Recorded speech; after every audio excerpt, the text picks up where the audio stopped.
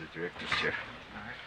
Working on the project, we knew we wanted to have a pretty minimalist soundtrack. And we had a folder where we just throw music in there. Looked at the folder one day and we saw, we have a lot of stuff here from Gustavo Santaolalla. We're looking for a composer. What if we reached out to him? Oh, no. Sarah. Move your hands, baby. I know, baby, I know. Listen, baby, I know this will come. You're gonna be okay, baby. Stay with me. I want to pick you up. I know, baby. I know it hurts. Come on, baby, please. I know, baby. I know. Sarah. Baby.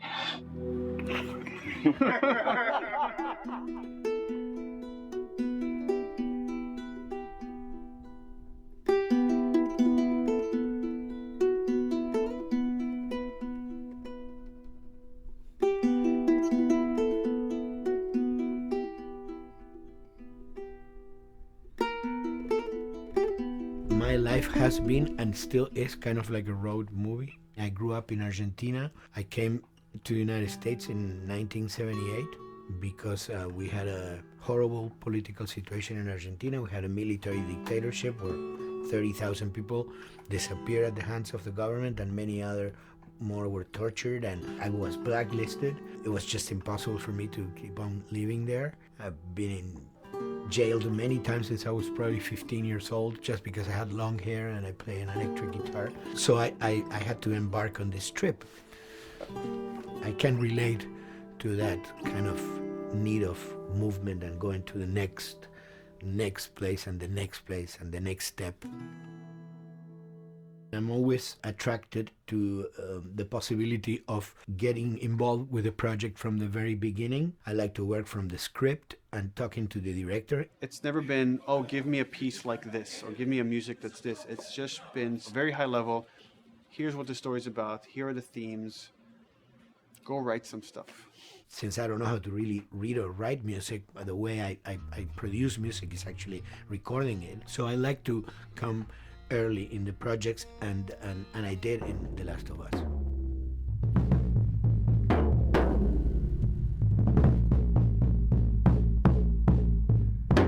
One thing that was fantastic from the very, very beginning was the freedom I had to try and to do whatever I felt could work, you know? As the story was still being written, you could listen to this piece of music and just get a sense of where this needs to go tonally, because the music was still inspiring the story.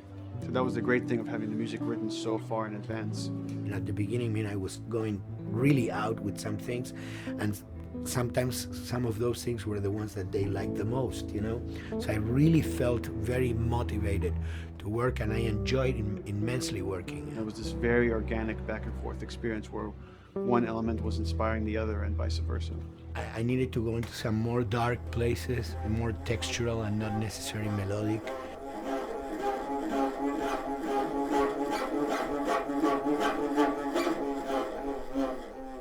I'm always trying to sort of push myself into playing instruments that I don't know how to play. There's an element of danger and innocence.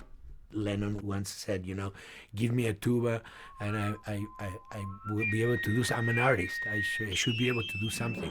I like to put myself in that situation.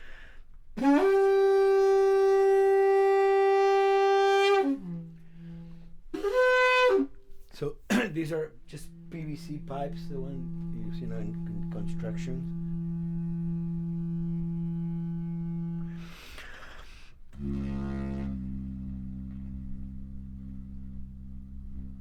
Or instruments that I know, kind of twist them. From the concept of the prepared piano, you know, I mean, I've worked with prepared guitar to stick things into the guitar and things like that.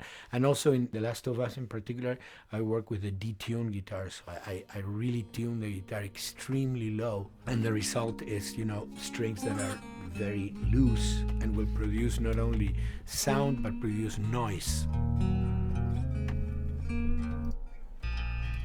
Because I believe, you know, every environment has its own sound. We have in our, you know, small studio, we have actually the possibility to record almost anywhere, including the bathroom, and we have done some fabulous recording, especially in the kitchen.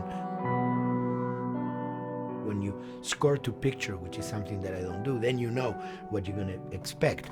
But when you provide people with music, like I've done in all the films that I've done, and then you see it, how the director decided to use that, you know, in what particular way he uses or where they edit it. It's always fascinating to me. I watch a scene and I'm going, you know, it's fantastic how they use this piece. I would have never, of all the music that I've done, probably I would have never used this piece there, but it works, you know, great. So I like that feeling of a collaboration.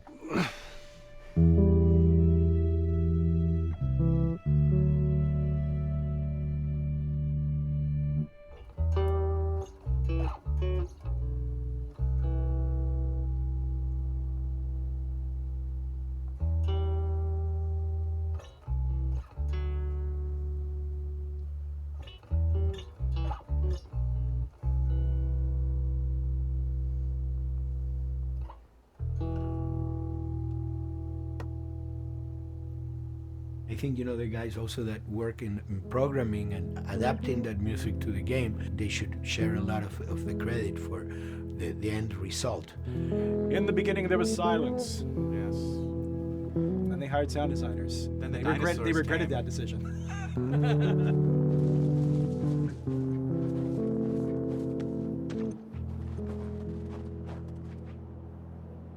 Hold it steady.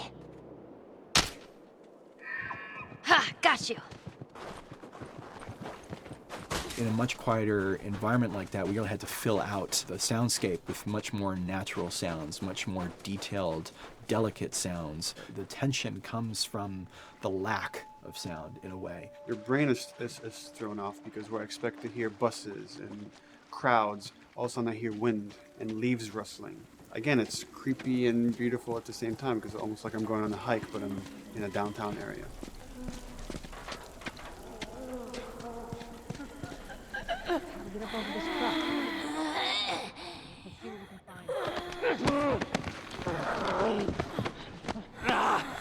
To Neil, I mean, we were going through the iterations, so he just did not want, like, yells and screeches and what he called, like, you know, kind of witchy qualities, Right. the cackling witch. He didn't want anything like that. It was a little bit of a head scratcher to figure out, okay, how do we make it sound human but not human? Yeah. We really did not want to use any animals. We wanted these all to be human. Derek and I basically decided to hire a couple of voice actors who did some interesting work vocally to come see if they could come up with something.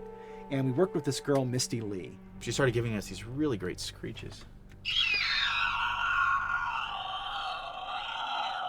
And that's no process. Yeah, that's just her voice. And it started going into this little click. We also used a little bit of Phil's voice.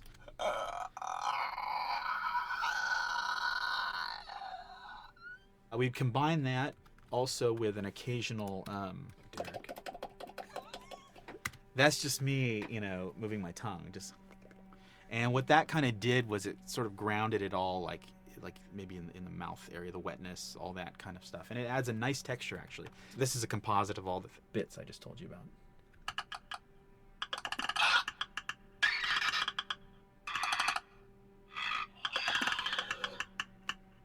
Sounds like a Snapple bottle. Oh, the lid? Like the lid, yeah. That's a good idea. Fuck, where were you guys like months ago? Why did we think of that? Why did we think of that?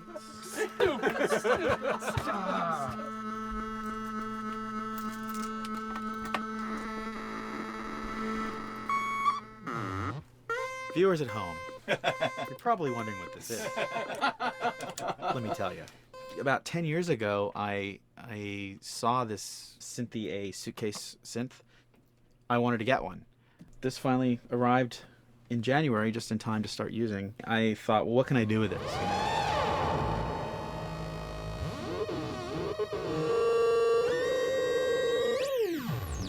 In Lakeside, there's a whiteout that happens, and this thing has a noise generator, which gives really convincing wind sound.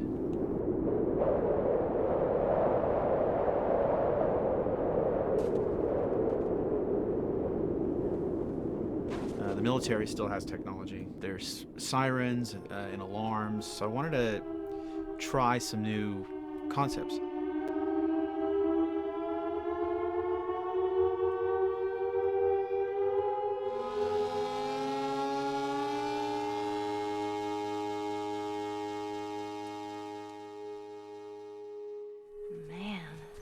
What? Nothing, it's just... I've never seen anything like this, that's all. You mean the woods? Yeah. Never walked through the woods.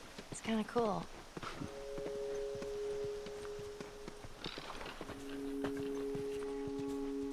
We consciously take in consideration lighting in the beginning. Most of the game, we don't really have any real man-made light sources, so everything is naturally lit. In the past, we could use a lot of artificial light, but in a world that has no electricity, We have to hide most of the time, and that requires getting very close to certain assets. Just stay back.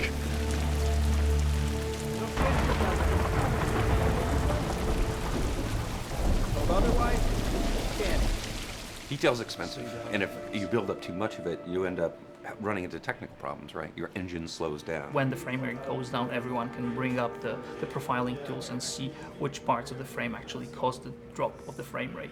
This is the profiling tool. These are all the SPUs. Here's the GPU, and then here's the PPU. You can see, like, here's the main process, and here's all the sub-processes, and you can see, tells you, like, how many milliseconds and cycles it's taking. The programmers are whiz at modifying this stuff and realizing, oh my god, why is this thing so big? We're taking 10 milliseconds on this thing. And then that's when they come over and find somebody and hit them over the head with a club and be like, why are you doing this? I love, we put the 30 frames per second goal because that's what we shoot for. Someone nicely put the 60 frames per second goal. It's like, yeah, we're not going to hit that. Lighters usually can come up with different lighting setup that still looks great, but is less costly in terms of performance. Did you talk to the character artist about her hand? So her face is getting a lot of spec, but then her arm is just like bone dry.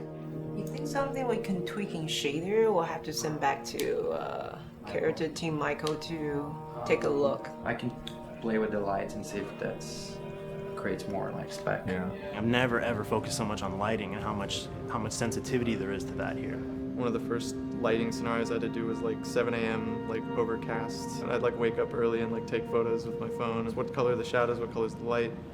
It is a master's course unto itself of how to deal with ambient lighting because I've never had to use it so much. Man, this is kind of sad. What is? All this music that's just sitting here. No one's around to listen to it. I don't know. It doesn't seem right. All the characters cast soft shadows onto the environment. Even when there is no direct sunlight or no direct light sources, we still have nice fuzzy shadows. When you're walking down the hallway and you see your soft shadow goes along with you projecting on the wall on the environment, that make everything look real.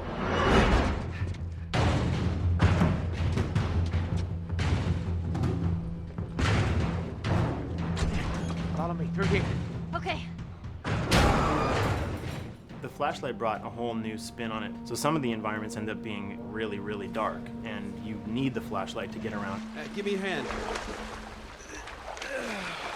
We want to have the environment be really dark, but also at the same time have colorful surfaces that are sort of hidden, so when a flashlight hits one of those, it bounces off onto the ceiling. If you shine a light on a red wall, it will bounce the red lighting on the whole environment. And it's very difficult to do, very expensive, but we did it. Everything should have a bounce lighting. Otherwise, the world is gonna feel dry and unrealistic.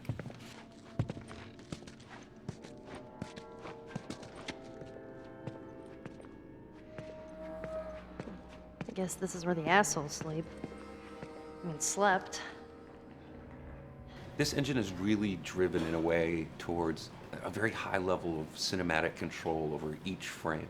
And hopefully, if we achieve our goal, you'll see it is beautiful. There are these truly beautiful moments amid all this chaos and destruction. Yeah, once we're done with this whole thing, I'm gonna teach you how to play guitar. What do you say, huh? Come on.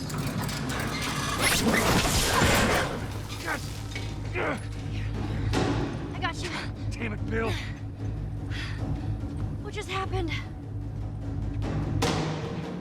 One of Bill's stupid traps. There, that fridge, it looks like that's a counterweight. Okay. The story really dictates sort of the arc of the overall pacing. Storytelling would always want to be subtle. They would always want to keep the world grounded in reality. But gameplay has requirements where the player needs to see this thing. The player needs to immediately know that the enemy is attacking, that this room is dangerous, that this room is a puzzle that you have to solve. What are the things that we can do on the joystick to make you feel the same way that these characters are going to feel when we get to this next pinch point in the story? There's a turn in a scene that we need these characters to take, and we need you to feel it or understand that, and that means you have to play it. Sam! Oh, thank God. Gotta keep running. Ah! Doorway, over there. Run!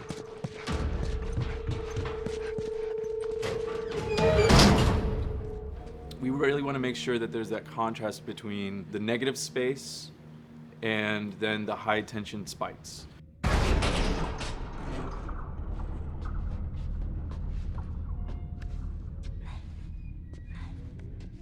A lot of times we won't play music, or we'll play very minimal music just to let you know kind of the state, whether you're still in stealth or combat has broken out. Hearing someone's footsteps or hearing a person breathing on the other side of the door has so much tension to it.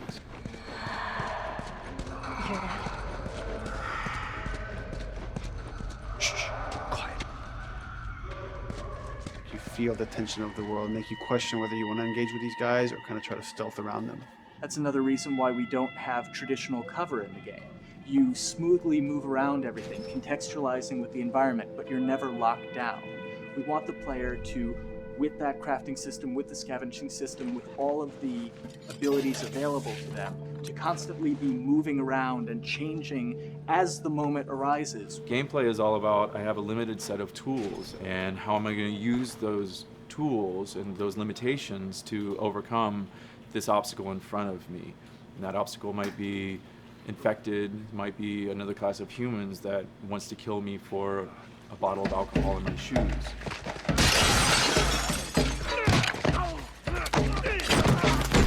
It was important for us that we don't underplay the violence, because then the threat doesn't seem as real.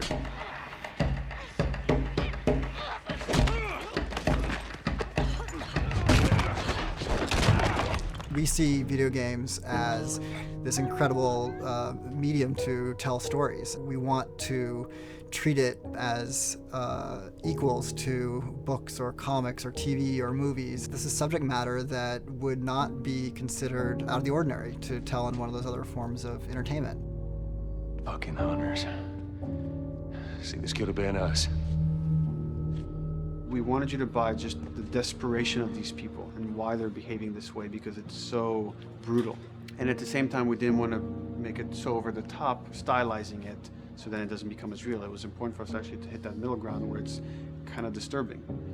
That glint that's happening on that curvature, it'd be good if there was a way that we can guarantee that from this angle, we're seeing it. It seems but really it's flat. overall too bright and opaque. Yeah, looks like paint. Yeah, see, the blood on the ground works really well. It's something about the other shader is messed up in this environment. We got to fix that to unify the look. Shouldn't make you giggle or laugh or any of that. You should be kind of appalled by what you have to do, but you understand why you're doing it. You want to feel each hit. You want to feel each concussive strike. Lives are at stake. We want a death animation to have impactful performance, not just have a guy keel over in a ragdoll. In real life, a guy hitting a guy takes a half a second, but in the game world, you want that to be as instantaneous as possible. I live my whole life in this very ugly test level. I basically just fight dudes in here all the time. Almost every move is divided between like an intro and a swing. And one of the many things I have to end up doing is like counting frames and being like, okay, on frame 18, I want you to get out of here. I want you to be able to start moving. Every hit reaction that an NPC plays, they are not necessarily in the correct pose. When you strike them the next time, we just pop them with a 0-frame animation change, which is usually kind of a no-no, you know what I mean? Normally you want characters to blend smoothly and realistically into animations. But what we found is that you can cover that pop up with a heavy impact. They can go from almost any pose into the pose that the impact starts from, and your eye just covers up the transition for you. So if you throw a brick at a guy, It puts him in this like kind of staggering stun state. And that changes the moves that you do when you come up and punch him. So now I'm gonna come up and punch him, and now when you're punching him, because you've hit him down, you get this like auto aim moment where you get like a free headshot. I try to make it so that, you know, if you kind of know what you're doing, that you can set yourself up for 1 + 2 = 3. Right here! Memory on a console is a very precious resource. All of Joel's animations with every weapon, all the NPC animations, the stealth kills, you know, all of that stuff happening need to fit within a 4 meg to 5 meg memory footprint. This is a list of everything that's loaded in game and how much memory it's taking, because memory is our most precious resource right now. So we have a level, we call it the bookstore, it's in Hunter City, and this is a zone, for example. So when I set an AI to this zone, he will never leave its boundaries. I want guys to guard this exit where you have to go through, so I'll zone a couple guys around there to make sure that they, you know, they can fight you and use all this cover, but they want to stay around this door.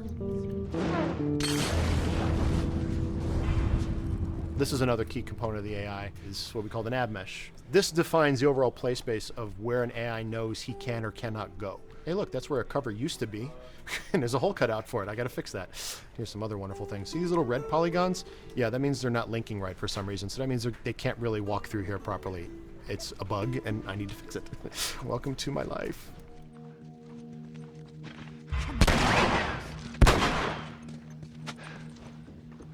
Hey!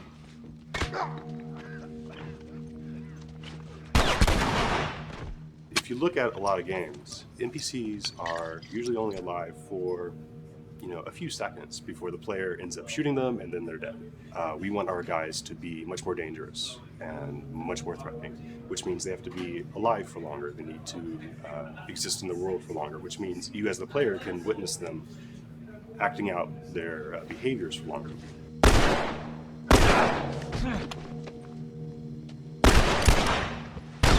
So we've been working really hard on our AI systems. Back of the box, biggest bullet is going to be like AI.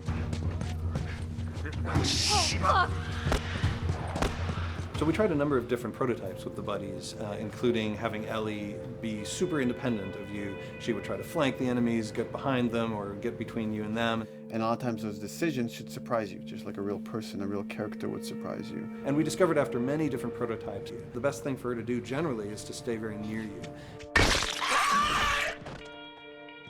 You need the exploration, you need the scavenging, you need something to say like, okay, if we just crank it to 11 the whole time, then it's pinned up there and there's no time to breathe, no time to assess or analyze, and no time to really contrast. There's no way of shifting the pacing.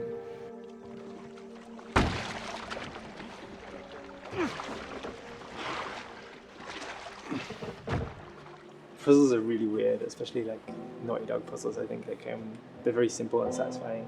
Most of this puzzle is strict exploration. You can see the ladder here, you can see the pallet there, you can see a clear route up to the ladder. So you're like, okay, maybe I have to get Ellie to the pallet, push the pallet over to this side, and like Ellie will climb up and lower the ladder. So that whole part is like, that's not a puzzle, that's not regarded as a puzzle, but when you feel like you've got to the solution and you're like, okay, I'm going to climb this ladder, and you climb it, and it breaks off, hopefully then the player will feel a little bit stumped and they'll be like, I'm not really sure what I am meant to do now, and so this is where the puzzle starts. Hopefully at this point, like all of the elements that the player needs to solve the puzzle are very familiar to them because they've been through the previous exploration beats. They're improvising with elements that are at their disposal. That's a really sort of like strong theme throughout like The Last of Us. Like you're a survivor, you'll take whatever tools you're given and you'll use them in like creative ways to survive.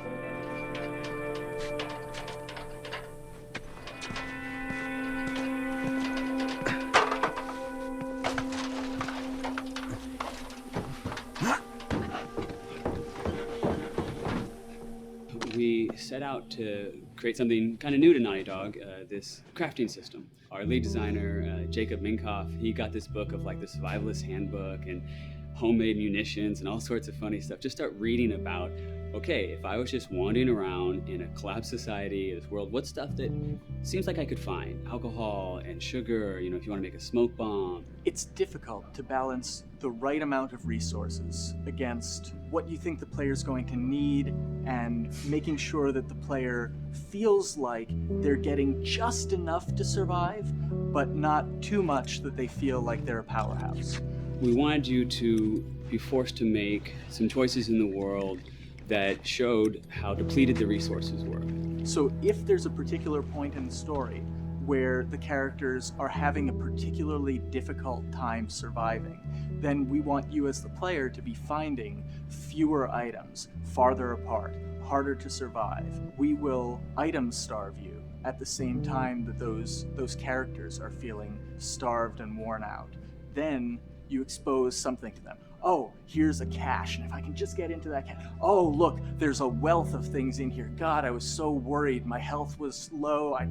If I had run into a combat, because it's always that thing in your head, it's that Hitchcockian thing about the danger that you see is less meaningful than the danger that's in your head.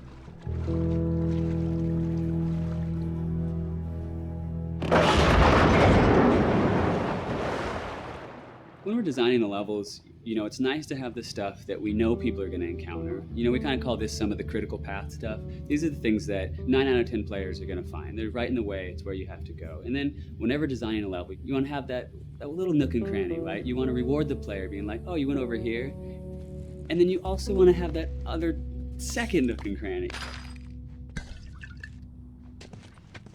The player is supposed to go place a ladder here and climb up through the rest of the hotel. But what they can also do is shimmy across this area, and I place a really cool upgrade kind of off the beaten path to reward players for exploring.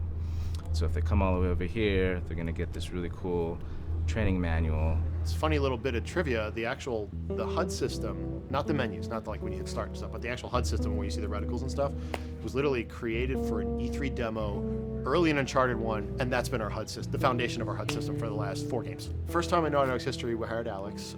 She's awesome, and she's got a really good understanding of UI and how it applies to games. The thing that I hate about any game's UI is when it pulls you out of the game for too long. No one wants to spend time in menus. Nobody loves UI, if we're being honest.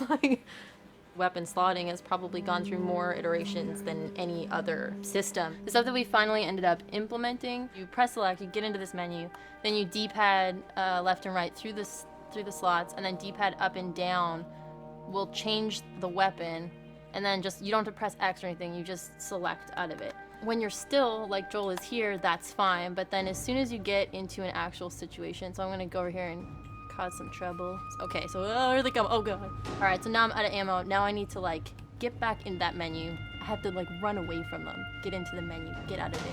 And it ends up feeling super clunky. Again, okay, I'm out of ammo again. Get out of here. I need to take out one of my other long guns. And now Bill's in trouble. Bill's in trouble over here. And I've got to I'm in a menu now and it's oh shit, whoever designed this UI is so bad. What were they thinking? Bill's gonna die. In theory, it worked, but then in practice, it felt a little clunky. We wanted it to be the absolute minimum amount of button presses. You don't say to yourself, oh, I'm never gonna be able to do this in time, so I'm just going to give up.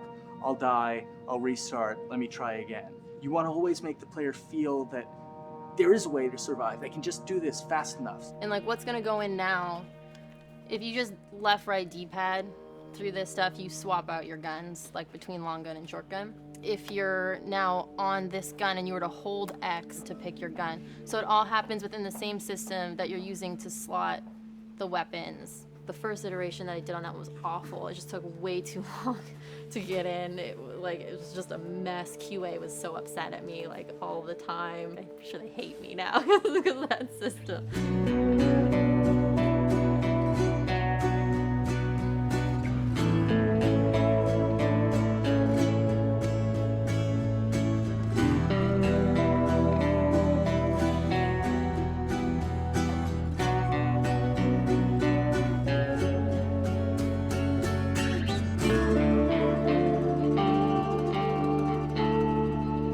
I think the way the industry is kind of maturing and changing in general, you're seeing a lot more focus and importance on refinement and polish. So having internal QA really helps.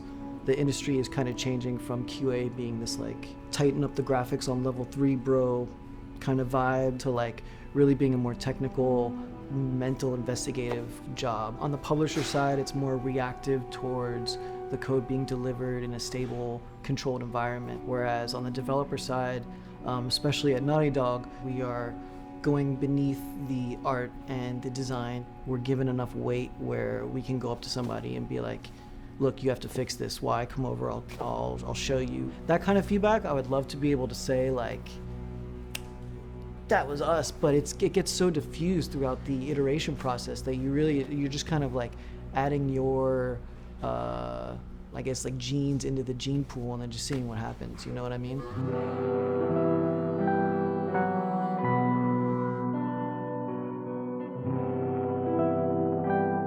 Everyone's working all the time now. But like I tell people, like 7 weeks and then you can have tons of time off, enjoy the sun, you know? But for now, it's like, this is it for everybody.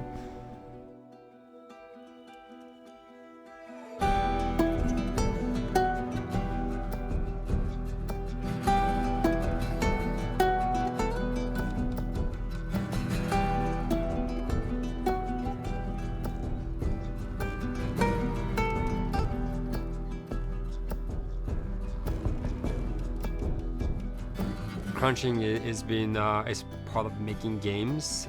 I feel it's human nature, right? If I'm gonna have a guest at home that's gonna come for a couple of weeks, I'm probably gonna clean their room just the day before they arrive, right? And I think it's the same thing. It's just like everything comes together at the end. I personally enjoy crunch. I think you get this like absolute laser focus because it has to come together. There's a camaraderie that also comes There's a together, camaraderie, totally, yeah. The vibe is everywhere, you know what I mean? Everyone's kind of like giving it 150% at this point. We're getting there, right? You start to get these glimmers, and I don't think anyone who doesn't make games realizes how late in the process you get those glimmers. 1 week before we shipped that press demo, we're all like, this kind of sucks. What's going on here? It's like, we need to dig down and find this. And in 1 week, the fun came together. Like you're shooting at a guy and then somebody flanks you and you hit him and you avoid the other guy who's shooting you and then you flank and go behind cover and you're like, oh, that 5 seconds in that 15-hour game was really, really fun. How do we make that 5 seconds happen thousands more times? My favorite video game is making video games. It is as challenging and as complex and as interesting. If we had to like try all the things that didn't work, what's hard about crunch? It's like marching through that swamp of it not working. I mean, nothing's ever really final because you can always make something better, always. So we're constantly changing and constantly reiterating and trying to make it better and better and better pretty much until we ship. As an artist, you're never really happy with your work. You could be given like 100 years to work on something, you'll still find things to nitpick and things to fix. Yeah, you can work on the game for 10 years and you'll still be crunching at the end. So it's like, okay. All of a sudden, it's like getting ready one morning in the shower, and I was just like, oh yeah, I'm about to ship another title, and this is gonna be a really good title, and it gets you excited, and you're like, all right. Do I think the game's gonna be good? Yeah, it's gonna be awesome. I think it was good a little while ago, and now we're gonna make it extra kind of good. amazing. Yeah. What it will take to get there in these next 5 weeks is gonna be a lot. I'm excited. I have faith. Every time we're shipping a game, it's terrifying. You just hope for the best. You don't know, right? I mean, people have different opinions. We have to go with our guts, and I trust the team just to pull it off. This, hands down, is the hardest, most challenging thing I've ever done. We sweat a lot, and we worked a lot, and we all went home tired, you know? But I think that's you're gonna see that on the screen. I think that's gonna pay off. Ellie. Ellie. What? The ladder. Come on. Right. After David, Ellie's visibly distant. You could have done a cutscene to show, hey, you're being very distant, and she's not responding, but to also do that in gameplay, to where it's something that you've done just countless times throughout the game with, let me boost you up here, get the ladder, bring it down so we can do this systemic thing. And the character responds with that, and you have to actually go over to her and go, hey, come on, the ladder, we've done this, let's do this. It's a subtle choice. Like Bruce and I talked in the beginning, is like we have these mechanics, how can we exploit them in a narrative sense? And that's one of those opportunities. I just think it's incredible that happens in-game. It's not a cinematic, you know, it's something that adds weight to that controller when they're playing. Wow, so good! Let's go eat. Let's go eat.